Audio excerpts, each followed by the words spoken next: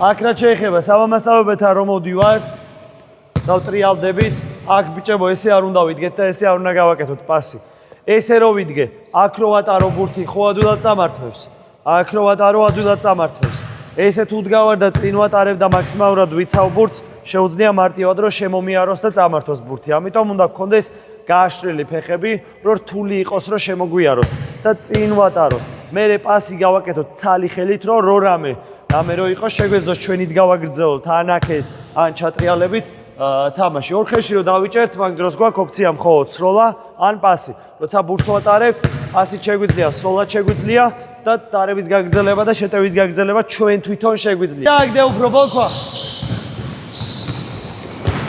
აია შოთი მოხსნა აია გაშალე ფეხები აია ყვაზიდვა სწორია გაირო და შევამერე აზიდვა ცუდ პასზე აზიდვა არა უშავდა 5-5